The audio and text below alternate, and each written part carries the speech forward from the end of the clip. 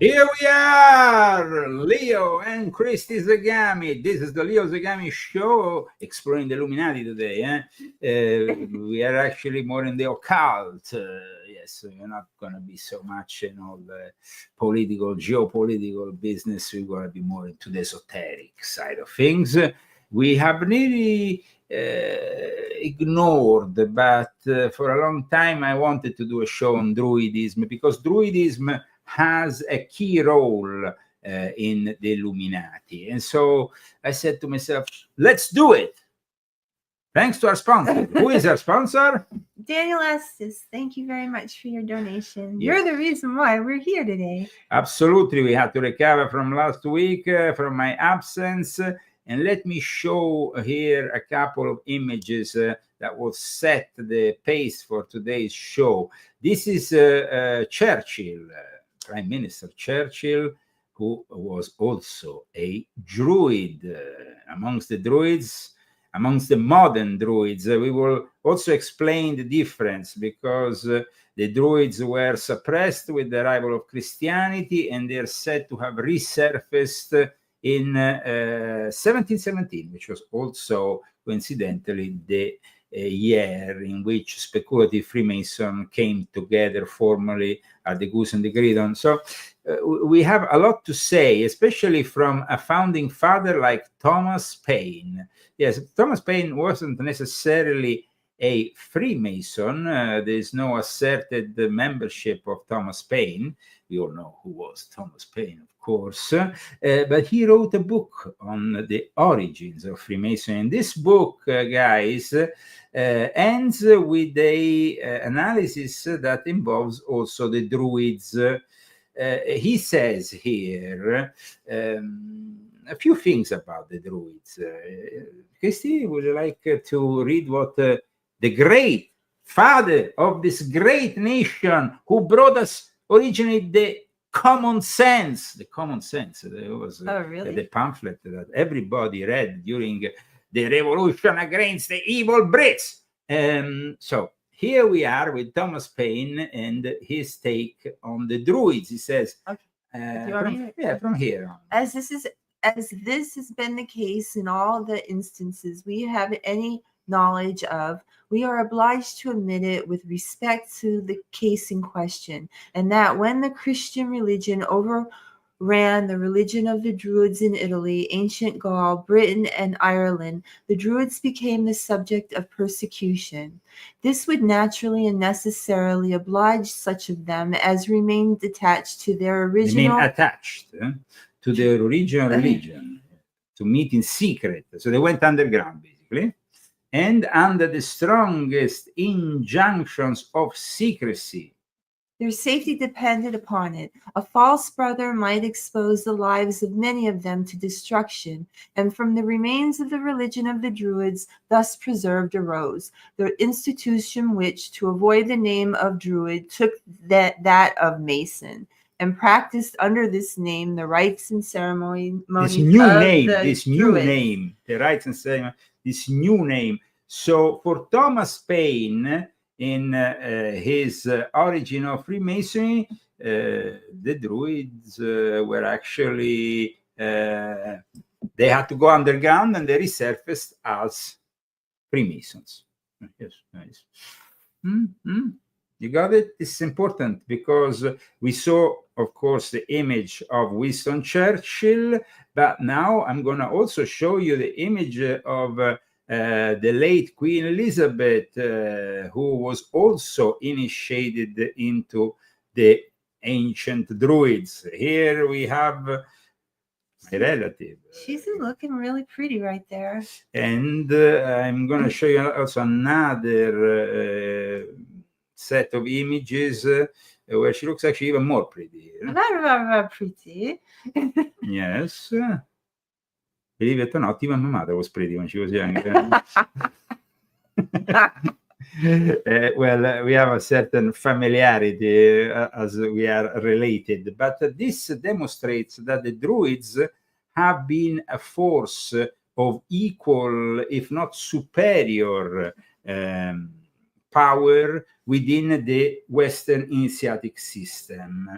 And the modern Druids surfaced parallel to the birth of speculative Freemasonry. So in the 18th century, and the first order that surfaced officially, it's known as, of course, nowadays there are multiple modern Druid orders. We have the Order of Bards, Ovates, and Druids, the United Ancient Order of Druids, and the Ancient Order of Druids. And so the United Ancient Order of Druids, all these Druids, many Druids. But let's say the one that was surfaced at the time of speculative Freemasonry, then of course was subject to various schisms, like it happened also in Freemasonry. You know, schisms are also part of the initiatic way of doing things. Once you get these orders to be established, there will be always somebody who wants to establish maybe a similar one, or take the best of their members and bring them. Even I was subject to this kind of things more than once. I was myself a schismatist with the United Lodge of England, with the Regular Lodge of England, and I was also subject to a schism within my own strict temple of servants. So this schism happened all the time. Ancient Order of Druids apparently is the first one that we know of, but there is also those who say that there was already an Order of Druids from 1717, and that they had various independent lodges, because they meet in what is it's a completely distinct from Freemasonry, it says, but there is certain similarities and initiatory aspects. And in England in 1781, their motto is Dieu, notre paix et droit, justice, philanthropy, and brotherly love. Brotherly love, of course, is also a Masonic term, aside from being the motto of Philadelphia. Ancient Order of Druids. You can see here there is a presence of symbolism to do with the horoscope, with the astrology. There is also symbol which is typical of sacred geometry and, of course, Freemasonry. So we have a lot of elements that bring us into the realm of Freemasonry. There is a connection with Freemasonry. Welcome to the Leo Zagami show. Today we are discussing Druidism and Freemasonry because, of course, we have also a book here, very interesting book by John Yarker, The Origins and Antiquity of Arcane Schools, that also, of course, mentions the Druids as, for many, the Druids were the ancestors, the ones where Freemasons originated from. Freemasonry, though, can be many things, and many mystery schools came together in Freemasonry. We can say that. Basically, Freemasonry can be the Pythagoreans, can be the Rosicrucians, can be many things, and it provided, let's say, well, the Theosophists that then manifest themselves in the Theosophy, of course. Now, we know that John Yarker, who wrote this, and I cited John Yarker, especially in volume 9 of my Confessions, when I talk about the Gnostics and the Illuminati. But in this book, he talks about the Welsh historians that assert that Christianity was accepted in a national council held by a king, King Lucius. This was 155 years after the birth of Christ, Anno Domini 155. And the Archdruids met.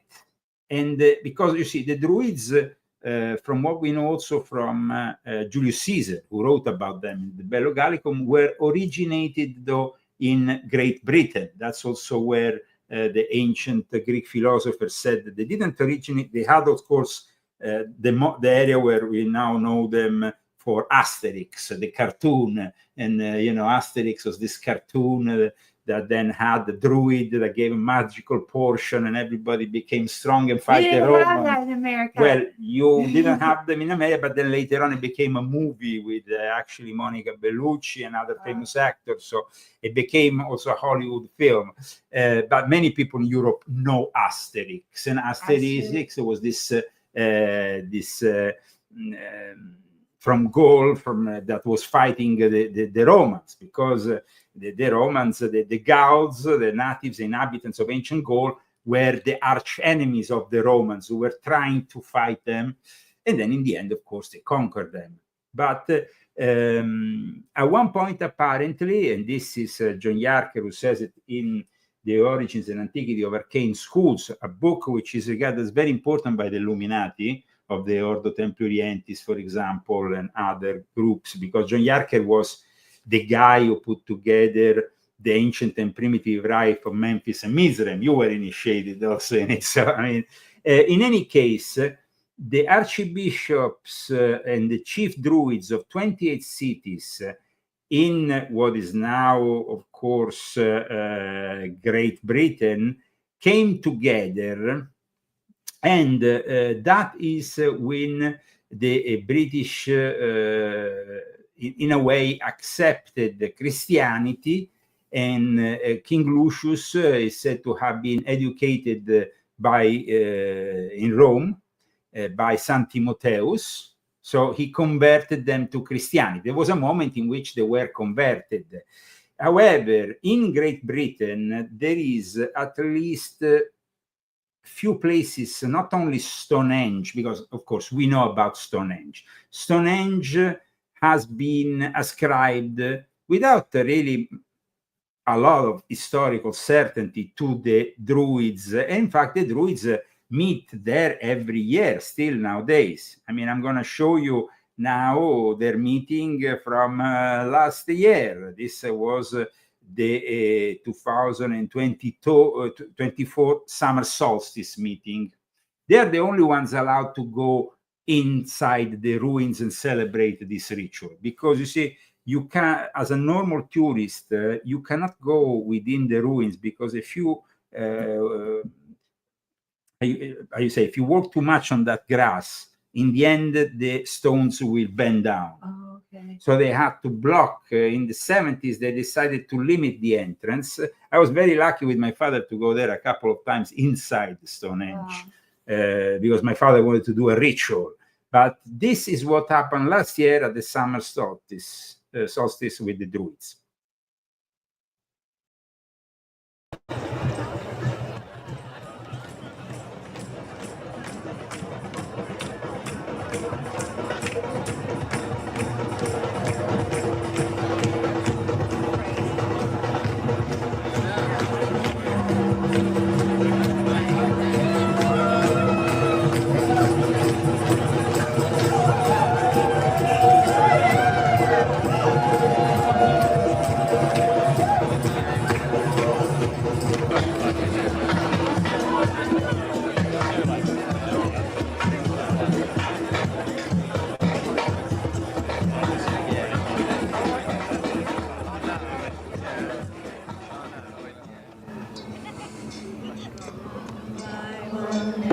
Everyone comes to remember we're healing the world one heart at a time.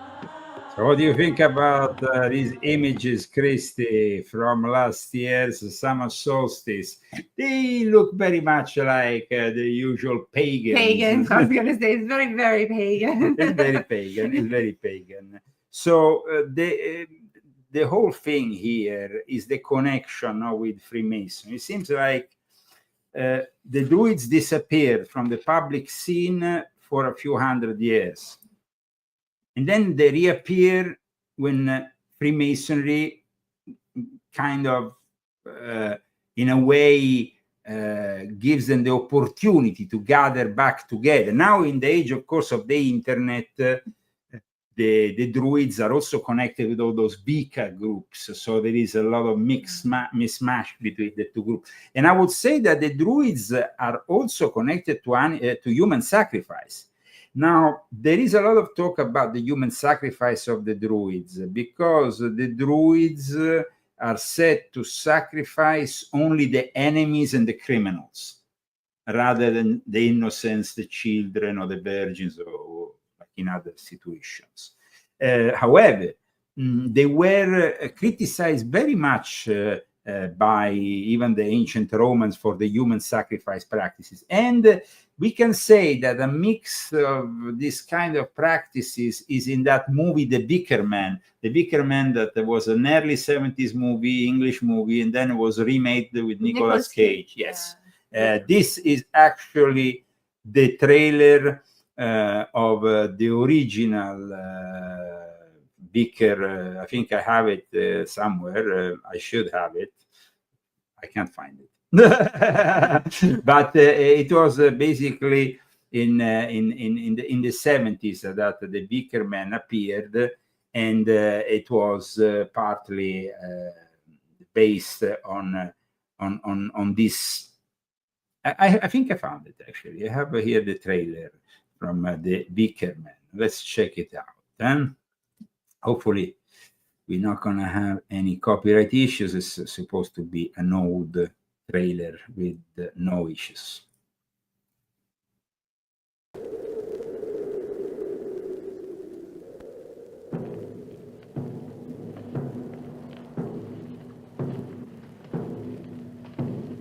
I am here to investigate the disappearance of a young girl.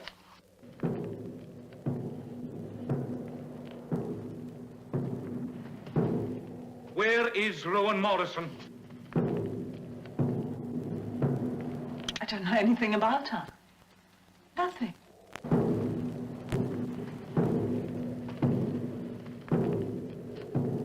I suspect murder. We don't commit murder up here. We're a deeply religious people.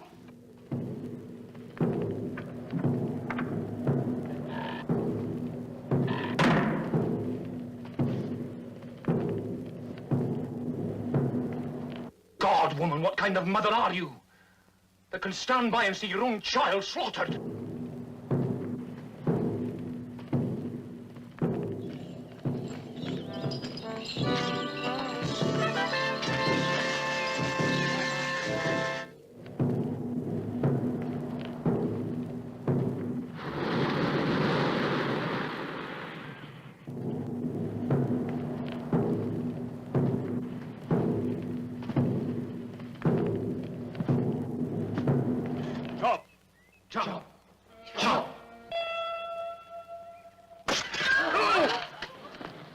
Come. It is time to keep your appointment with the Wicker Man. Oh, God! Oh, my God! So the Vicar Man represents really this comeback also of this natural religion, this nature, this religion based on nature, paganism that comes back really in the 60s and makes popular people like Aleister Crowley once again. I mean, the 60s was the moment in which Stonehenge also started to be the centerpiece of all the Druid movement, especially in 1969. It's hardly a box office smash. 40 Druids, perhaps 400 hippies. The Druids watching for the sun that never shone. The hippies watching the Druids and watching each other. On the one hand, the reenactment of an ancient and mysterious ritual. On the other, an equally mysterious ritual circa 1969. Both virtually defied description. They were at it from midnight till midday, the Druids in their white ceremonial robes, the hippies in regulation flower power attire. For the Druids, Stonehenge is a spiritual home, and the summer solstice is the high point of the year. The sunrise represents the illumination of the dawning of consciousness. For the chief Druid, bearded Dr. Thomas Maughan, Druidism has a special meaning. Well, we believe that life is good. We believe that it originates in good, and that it continues in good. We believe that life is self-rectifying. We also know that man is not awfully good at living life, The art and science of living is just a beginner. So you have friction then between man's tendency to err and life's tendency to rectify the error. According to where the friction hits you, you call it pain, suffering, need, necessity, or any other adversity. No, Druidry aims at teaching you to recognize the signs. Now, Druidism seems to have had a comeback in the 60s. I told you there were various schisms from that ancient order of Druids that we saw surfacing back in 1781. Then we had another order that came into being in 1833. This was the United Ancient Order of Druids. And we can also see here very much a classic Masonic symbolism that is pretty noticeable here. I mean, in their symbolism. The United Ancient Order of Druids is a fraternal organization founded in England in 1833 after a schism with the Ancient Order of Druids. So here we have one of the schism. And then there was another schism that brought us a more modern approach that included also a revisitation of even the works of Aldous Huxley. So the Druids, the modern Druids have had various phases. This is a much more modern version of Druidism with a much more also a symbol which is clearly more modern. This order is known as the Order of Bards, Ovids, and Druids. Now, the Bards were the poets of the Druid movement, let's say, of the Celtic religion. And here it says, but in part of the Welsh Corset and Byres, so simply because it's a society Welsh language, so connected also to the Welsh, because you see, then you have a language, Celtic language that is also spoken, like in the Isle of Man, for example, where part of my family comes from and is buried. My great grandmother is buried in the Isle of Man. They talk the Celtic language still to this day. The concept of the three roads of bards, ovids, and druids originates from the writings of the ancient Greek historian and geographer Strabo, who in his Geographica, written in the 20th CE, stated that amongst the Gauls, there were three types of honored figures. So there were three kinds of figures in this Druid Celtic society. The poets and singers, known as the bardos, the diviners and specialists in the natural world, known as the whites. They would be like the specialist also in the portions and stuff, like the herbs, magical herbs and things. And then you have those who studied moral philosophy, who were the Druids. The Druids were the philosopher, the high priest, let's say. But like we stated just a moment ago, the seemingly innocent figures have also this dark side, where apparently they sacrifice, they commit a human sacrifice. Now, the guy who apparently relaunched Druidism more than anybody else was a guy called George Watson MacGregor Wright.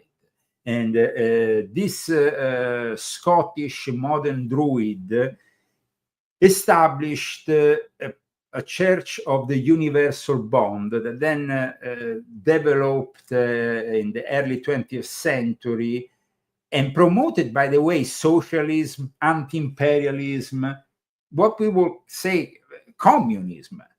So there was a part of the Druids that, especially with George Watson MacGregor Reid, were more inclined into a leftist approach. Then we have the ones we showed with the Queen of England. They had a more conservative and royal approach. So the Druids have now. Let's get into the esoteric reality of the Druids. So to know a little bit more about the esoteric reality. Here, let me read a quote. Actually, let Christy read a quote from a chapter entitled "The Druids" from Mr. Charles William Egerton, which appears in this book. So you prefer to read it here or to read it from there? Okay, no I worries. can read it from there. Okay, Okay, so the secret, don't do that. yes. Don't Okay. do that. Okay. The secret doctrines of the Druids were much the same as those of the Gymnosophists and Brahmins of Brahmins of India, the Magi of Persia, the priests of Egypt, and of all other priests of antiquity. So let me interrupt you here. We can see that the secret doctrine of the Druids is really the secret doctrine of the Illuminati, of all these mystery schools of old that then become the formation ground also for future Freemasonry and the various rites of Freemasonry who claim to pick up from the various mystery schools. But please continue. Like them, they had two sets of religious doctrines, esoteric and exoteric. Their rites were practiced in Exoteric Britain. and esoteric. So two different forms, the inner and the outer form, the outer form and the inner form. Their rites were practiced in Britain and Gaul, though they were brought it to a much greater perfection in the former country, where the Isle of Anglesey was considered their chief seat. So see, Britain is always considered the place where really this tradition comes from. Mm-hmm.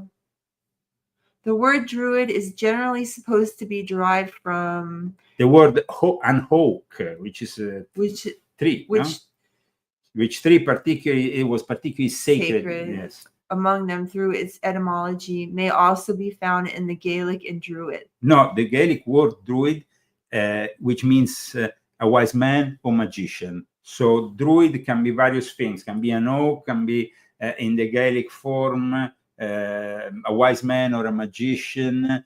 They're also renewed because, in fact, they always have this sacred stick with them, made from a sacred tree.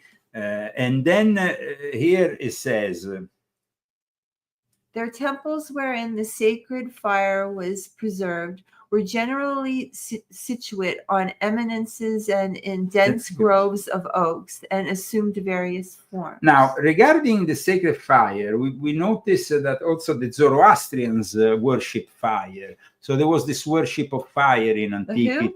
Zoroastrians, who are also inspirational for Adam Weishaupt and the foundation of the Order of the Illuminati. The Zoroastrians, who still exist to some extent today, in antiquity they were considered in the Middle East Illuminati and high priest of a religion which had also a very powerful spiritual and magical, had a lot of spiritual power. So this worship seems very much similar to the, but it is said that actually in the Middle East, the Druids were viewed as the more powerful, even more powerful than their own magi in Persia, for example. And when I went in Egypt, and I was there with various Illuminati, various people, the Druids came up in more than an occasion. They were like, did they just hang out? No, they talk about the Druids as being equals, if not even superiors, and that Stonehenge was a very powerful center. And so the Middle East recognized still to this day the fact that the Druids have this immense power. Now, I'm Celtic, I'm partly Celtic, that is part of my bloodline, so it's obvious that I'm a descendant of Druids. Celtic is like the difference like between my mother, who is more Celtic in appearance, and my aunt, who is more Saxon. There is, but the Celtics are the more darker in Great Britain. So their temples have this sacred fire, and there is various forms also of stones that they used to use for their rituals. And we can say that the mysteries of Druidism consisted also in certain buildings. We can say we don't have absolute certainty, but definitely Stonehenge resembles the classical temple that was, of course, used by the Druids. The system of Druidism, however, embraced every religious and philosophical pursuit known in the islands in Great Britain. So they mixed all these elements. And it is said that at times from the people who, like the Romans, were arriving there and didn't know anything about their culture, there was some confusion about who these Druids really were. However, the Druids are central to the Celtic culture, and in fact, Christianity, as we know it, the Celtic cross, for example, is and also in Ireland as well as in Britain, they always seem to have an origin that is connected to this tradition, this Druid tradition. So a tradition that then, of course, developed and resurfaced very much in the 18th century, thanks to Freemasonry, thanks to people like even, we have very important people within the cultural milieu that did Celtic ritual. William Blake. Now, William Blake is, of course, very known. And he was a Druid. He was said actually to be a chief Druid at one point and made this... Wouldn't he be a ballard too? A what? Ballard. Well, a poet, of course. Actually, some say that William Blake's concept of deism and Druidism was actually quite antithetical also with Druidism, and that he might have not really been so fond of it, though there is evidence that he has practiced ritual. Now, it seems though that he had a problem with Stonehenge. William Blake described the structure of Stonehenge in his writings, and especially in the enigmatic and sprawling epic Jerusalem, with one of the most important that William Blake ever wrote. And it seems like Stonehenge is not a positive image in Blake's cosmology. He's not a fan of Stonehenge, and he's like he seems to have connected in the end the pagan priests, the Druids. It's like because he was very much into theism, he was very much into reason above everything else. They essentially, he saw reason and logic being superior to all that kind of stuff. So he didn't really think it was too much quackery in a way, maybe, for the Druidic religion was a bit too, but apparently he had at some point an involvement with it. And of course, he talks also about Albion's ancient Druid rocky shore. That's how he mentions it. The primitive seat of the patriarchal religion, as the Druid temples and oak groves over the whole earth witness to this day. This is what he said in Jerusalem. So to Blake, Druidism, far from being the pure faith of Abraham, symbolized deism, the religion of the natural man, the savage, which was originally universal and still exists, but he didn't embrace the remains of Druidism. It's like, and what probably was manifested from his time onwards were probably not of his like. This is what they say about William Blake. But in any case, William Blake is regarded to this day as one of the Grand Masters because there is, let's say, part of Druidism that created, thanks to that gentleman I mentioned just earlier, George Watson McGregor Reid, when he created his own Druid order, what he did, he said there were grandmasters before him. Now, we don't know if those grandmasters were real or they were, like in the case of Aleister Crowley, creates for the OTO a series of mythological grandmasters.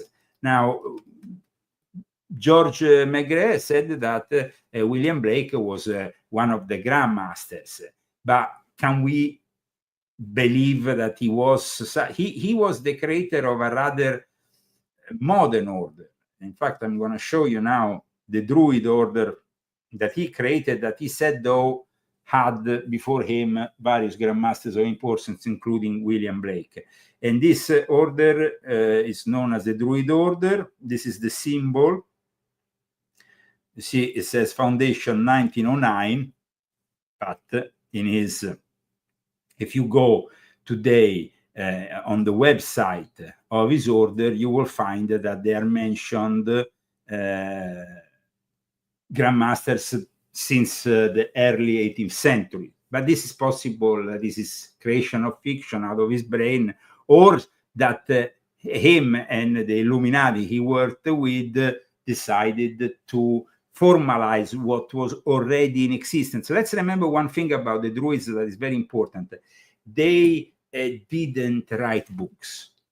You see, their tradition had to be transmitted only orally.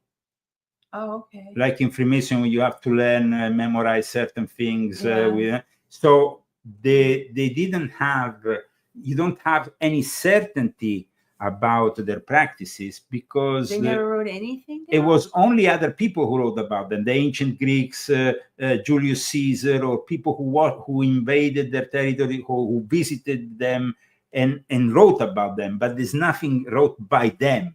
So that gives you an idea also of the confusion.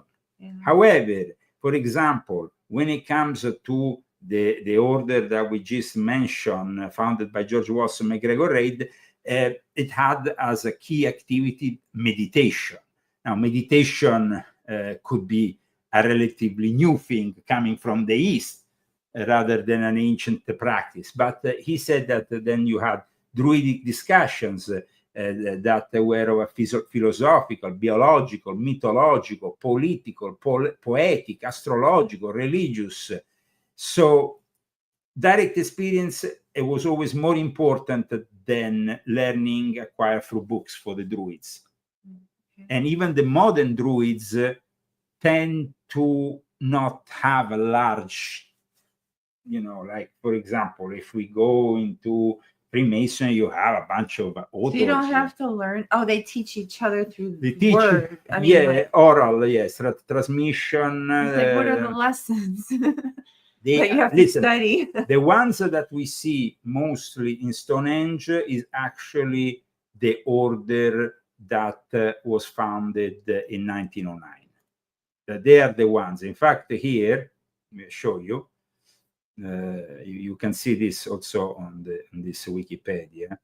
It says that the spring is held at the Tower Hill in London, Primrose Hill in London, where they said that William Blake was hold this ritual.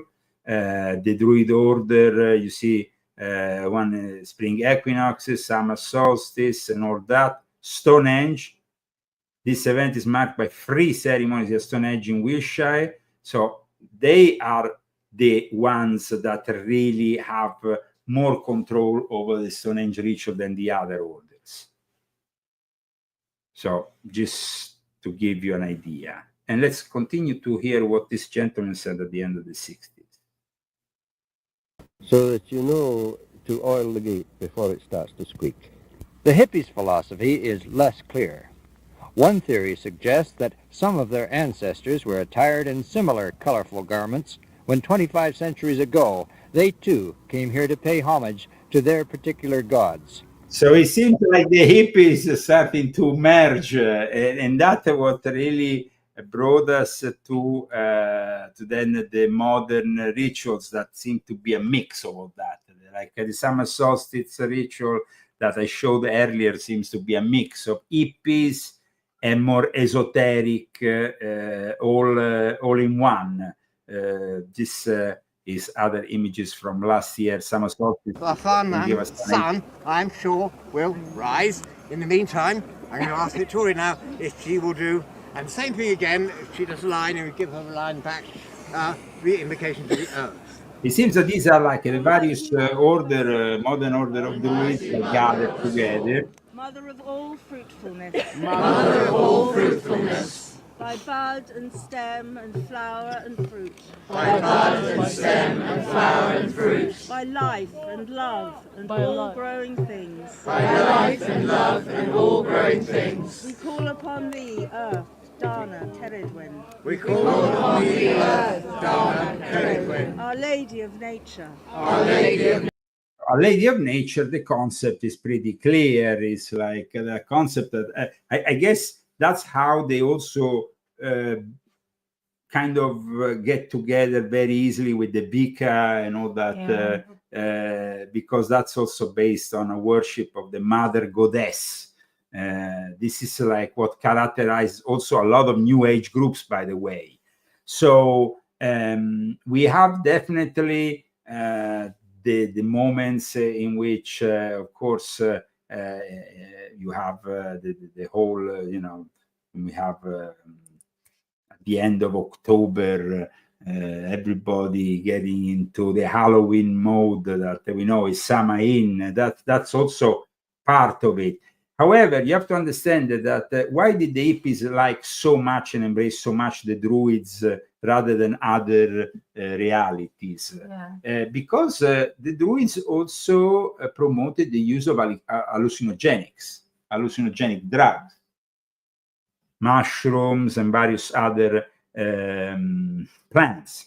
So it's like from 1717, thanks to Freemasonry, they resurface as these various druid orders that have always a very distinct Masonic element, if you think about it. But at the same time, the Masons claim that they actually originate from the druids partly. So it gives them like there is this connection. Let's say that from that moment onwards, also the trend, let's call it, of Celtic magic.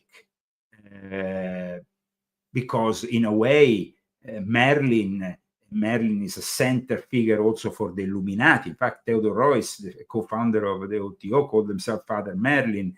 Merlin is the magician of the court of King Arthur. Merlin is that druid figure from old times, So when we talk about Excalibur, when we talk about Merlin, the link is to the magic it's also connected in a way that it might simply be a fake, because then there is no connection between the Holy Grail of Jesus and the Grail.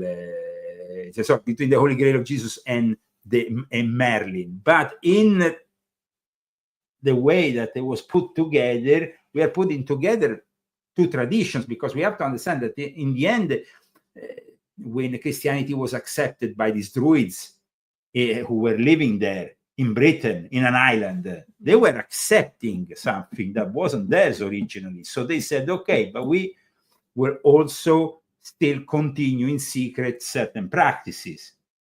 And the druids had definitely to hide, but at the same time, they were still present in the British tradition, more than even in the French tradition, because in the French tradition, the fact that they were more close to Rome means also that they were subject to the Inquisition, to the possible persecution.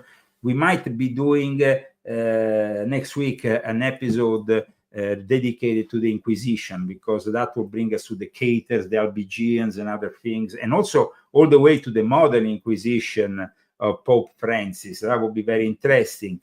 Anyway, today we have been discussing Druidism. Druidism because it is a subject which very little is known, and we explain why, because of course, it was always everything that we know of these Druids is from people who visited the Druids or knew about the Druids, but not the Druids themselves.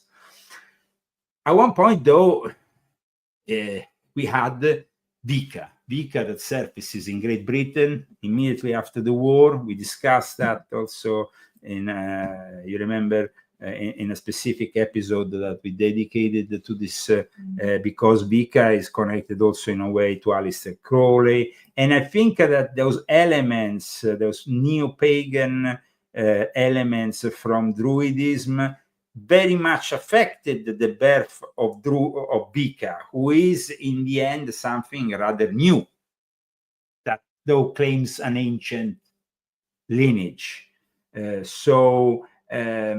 In Wicca, we have symbols that are Celtic and definitely connected to the Druid tradition. In any case, the Druids today and what they represent for the Illuminati and for Freemasonry is a tradition that can be used to attack Christianity, to attack the basis of Christianity, like most pagan cults. And we see it from these people we just shown. I mean, it's a way. Very right. It's a way to sabotage. We pray thee in thy majesty and strength. Rise up, we pray thee, in thy majesty and strength. Throw off the dogs of war that threaten east and west. Throw off the dogs of war that threaten east and west. Bring peace to all the countryside, towns and cities. Bring peace to all the countryside, towns and cities. Bring peace to all the men, women and children who have suffered around the world. Bring peace to all the men, women and children who have suffered around the world. Almighty Mother of us all, at this solstice time we pray thee. Almighty Mother of us all, at this solstice time we pray thee. So mote it be. So, of course, paganism, New Age, all this mishmash, there is a connection also with theosophy. You mentioned at the beginning of the show theosophy, no? But in reality, the German Theosophical Society, and one of the figures that was most important for the German Theosophical Society, Wilhelm Hubschleiden, who is also indicated by Eddie Starr Miller in the Occult Theocracy as the guy who founded the Druids, the modern Druids in Germany, what is known as the Druid Orden.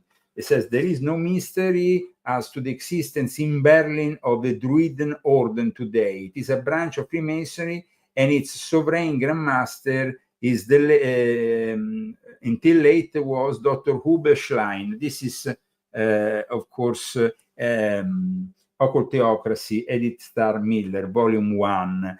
And Wilhelm Hubschlein was a German scholar who was connected to Madame Blavatsky, and in fact, he became the president of the Germania Theosophical Society and was the founder of the theosophical periodical The Sphinx.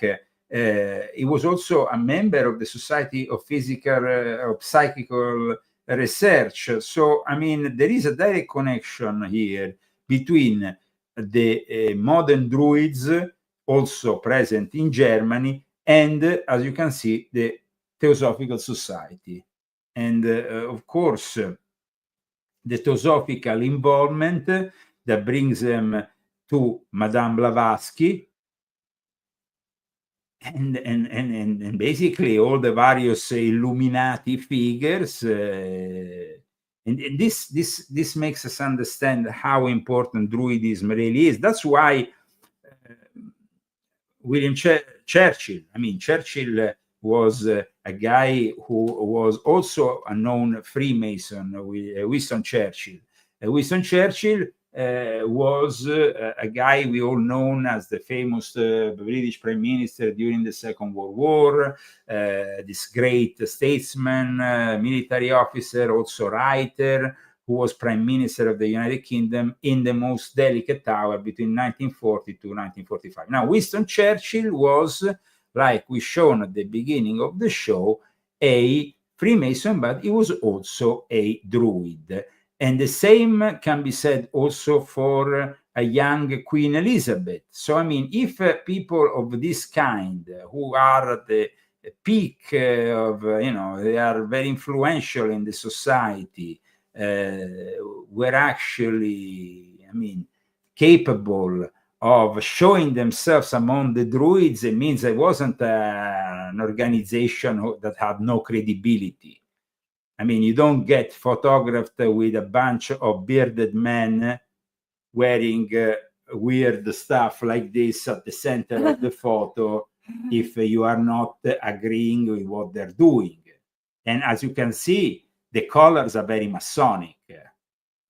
Yeah, they are. Very Masonic in all so these modern Druid orders definitely have this Masonic element.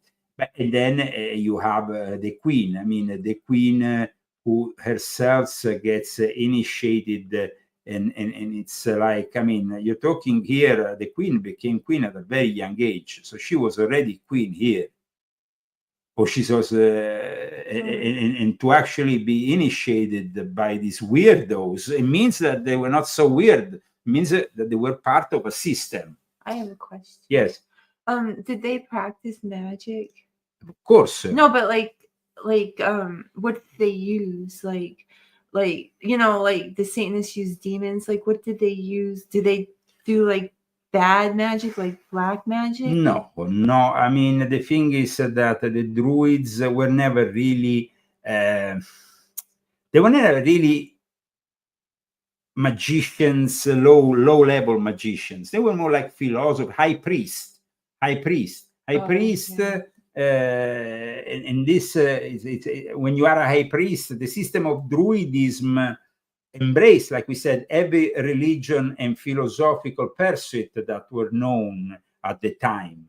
They were very open about embracing whatever they found in the realms of spirituality. Their initiations were very solemn. They were always performed at midnight. They contained 3 degrees, a little bit like Freemason. The ancient, you have the apprentice, you have the companion. In their own system, they had the first or lowest being the eubates, that was the apprentice. Then you had the second degree, who was the bards, and the third, the druids. The candidate was first placed in a pastor's bed or coffin. And this also is similar to Freemason, if you think about it, where his symbolical death represented the death of who? Or the sun. Now, we all know that Freemasonry is a sun worship and Hiram Abiff and the rebirth of Hiram Abiff. So, and then it's the restoration in the 3rd degree symbolized the resurrection of the sun. It's very, very similar. You see? That's why Thomas Paine, Thomas Paine, guys, I'm not talking about anybody. I'm talking about one of the fathers of this great nation, said that Druidism was, the Freemasonry came from Druidism. The Druids also, they had to undergo trials, tests of courage, similar to those practiced in the mysteries of other countries, and which therefore need to, they had to do things that demonstrated that they were willing to die for what they believed in. The Druids taught the doctrine also of, worshipping the gods of nature, but also the doctrine of one supreme being amongst everybody. So God, the one supreme being. Now, a future state of rewards and punishment, the immortality of the soul, reincarnation, metempsychosis, reincarnation. Metempsychosis was accepted by the Druids. And this is also very interesting. So they believed in the immortality of the soul, this supposed transmigration at death of the soul of a human being or animal into a new body, or a different, or either a human body or of a different species. So the transmigration of the soul, the reincarnation after death, this is a very interesting concept that the Druids had. The fact also that they had a lot of similarity with the Pythagoreans and Pythagoras, and that the Greeks knew about them and respected them very much. The authority So, I mean, that's why you said they make rituals. Yeah, they made sacrifices. And that is the thing. The human sacrifices were made so to please the gods and to get But God, power for a war by their... I They thought were... there was one supreme God, though. How can it be gods then? the god, doesn't- yeah, no, because the god as a supreme, the supreme god that basically dominates all the gods, and that all the gods are part of one supreme god. But also there is an interesting element here, you see, the fact that they sacrifice, of course, to obtain something, but also their position is said to be superior to the ones of kings. They were the Illuminati of the time. They are said to be more powerful than the kings were their puppets. So they had secrets. They had secrets.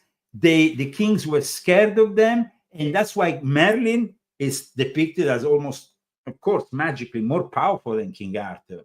King Arthur eventually will be able to, but Merlin is powerful. Merlin is so it represents the typical druid. They possess the power also of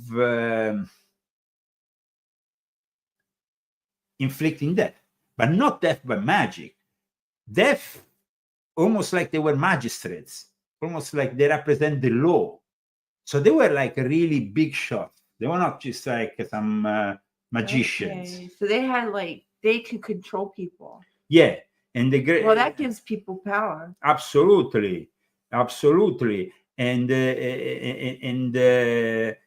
their altars streamed with the blood of human victims. So they definitely practice human sacrifice, and that is something that the modern druids tend to minimalize and say, that is not really what we do. However, we know that the Illuminati to this day still practice human sacrifice. And we know that, for example, the Bohemian Grove is a reflection of that druid mentality. Yeah. Of nature connected with powerful people from the Bohemian Club that go there.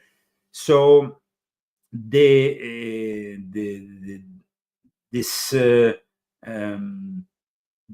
holocaust of men, women, and children that would be burned in large towers of wicker wood, like the Wicker Man.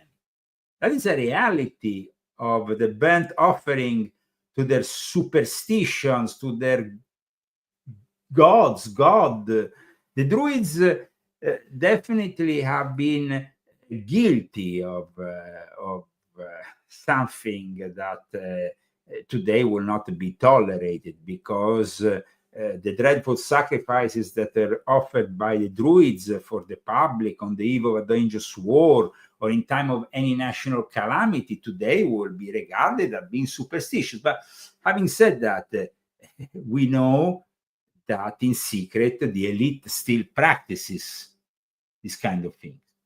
The priestesses, because they're also druids, women, clothed in white, wearing a metal guild, foretold the future from their observation of natural phenomena, but more especially from human sacrifices that were central to the druid. That's why the Romans were pretty fearful of the druids, and they were fairly critical of the druids. So as the Romans gained ground in the islands, in Great Britain, the power of the druids gradually declined, because the Romans they prohibited certain practices. I hope that today's episode of the Leo Zagami show I think it was very interesting. Was interesting for you and the people who followed us. And we will be back. Who was the sponsor of today's show, Christy? Daniel Estes. And we will be back, of course, thanks to Dr. Faro and the other sponsors on Saturday, of course, with the news. But if you like this show, please put like. We want to also show you a way of supporting this show, which is GoFundMe. We have also the Cash App handle at leozagami.com. only thanks to our sponsors, we are able to be with you more than once a week. So thanks to our sponsors. Thank you so much, Daniel Estes.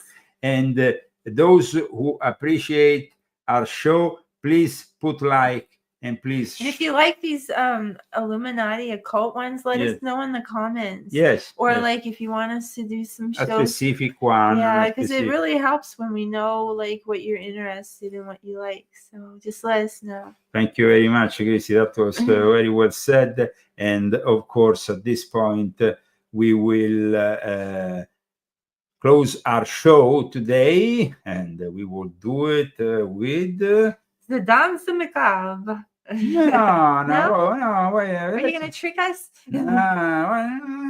Let's put Vincenzo Viceversa. So we end up with our classic groove.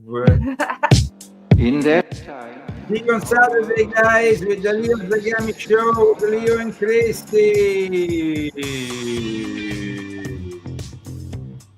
Yes. Happy Valentine's Day! Happy Love Day! Yes, enjoy Valentine's Day! In the negative utopia, science, technology, social organization, dehumanization. In the negative utopia, science, technology, social organization.